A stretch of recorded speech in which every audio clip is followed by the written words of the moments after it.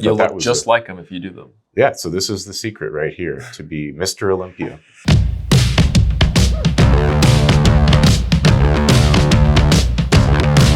But I figured we'd go through Chris Bumstead's top 10 that he outlined on the Chris Williamson podcast recently. You'll look just like him if you do them. Yeah, so this is the secret right here, to be Mr. Olympia. So first 5, we have squat, deadlift, pull up, specifically with a neutral grip, incline dumbbell press. Anytime I see incline, I always know that's a good exercise. And then seated dumbbell shoulder press. So that's the first 5. And then what do we have after that? Close grip, flat bench, specifically close grip, dumbbell curl, bent over row, hanging leg raise, lateral raise.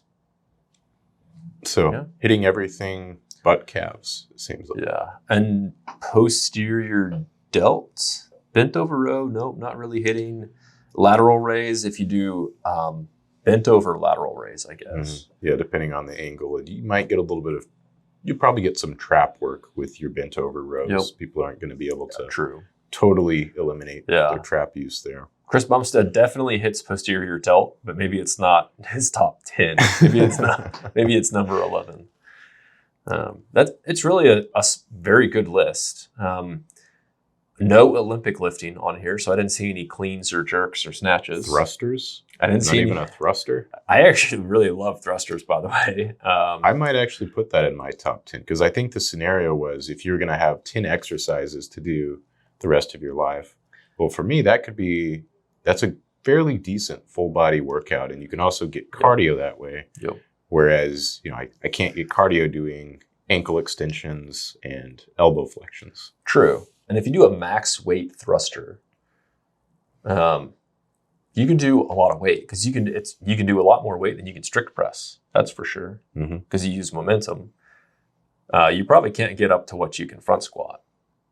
Probably not. But you can hit most of your body if you do sets of 6 to 8 heavy thrusters. So if you were picking one exercise, is it going to be, is clean and press one exercise? That's like the barbell thruster. Yeah, clean and jerk. Yeah, like a clean when you go down into a squat and then a jerk, especially a squat jerk. That's a heck of an exercise if you're doing one of them. Never done one. Yeah. Or a muscle up.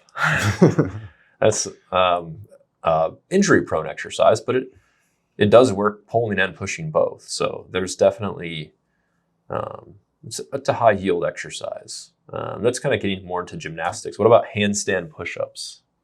That's a pretty functional movement.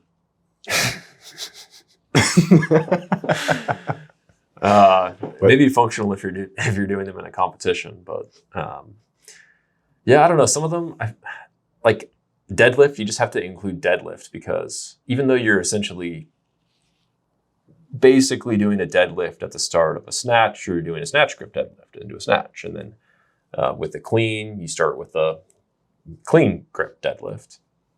But you just can't go as heavy. So what are you going to do for your heavy hinge? Yeah, so if you're not doing a deadlift, then you would do perhaps a barbell hip thrust, or you could even throw some machines in there. This actually has 0 machines. Unless someone is doing their pull-ups assisted, then that would be a machine move. Yep. So I would actually do probably a 50-50 blend here. I'd have, one big compound for legs, one big compound for chest, tries, one big compound for back and biceps.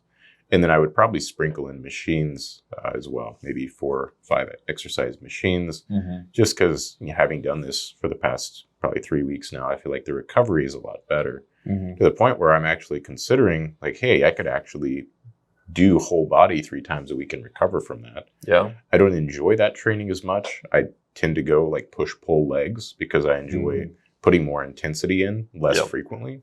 But if I'm looking at like the absolute rate of how often you can work out and recover and how quickly you can make progress, then it would be pretty hard to beat full body 3 times a week. It's just going to be a bigger time commitment.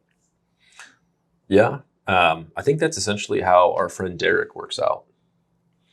It might be more plates, more dates, but less workouts per week, more dates. 3 workouts a week, and he stays in phenomenal shape.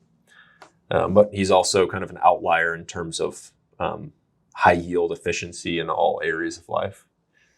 So your results may vary if you switch from 5 times a week to 3 times a week. So you're telling me this isn't his leaked split here? Not that I know of. Where's the shoulder exercises? I don't think they're... Not a single shoulder exercise. None of them. So. You get your front delts with bench press, but no lateral or posterior. That's probably not it.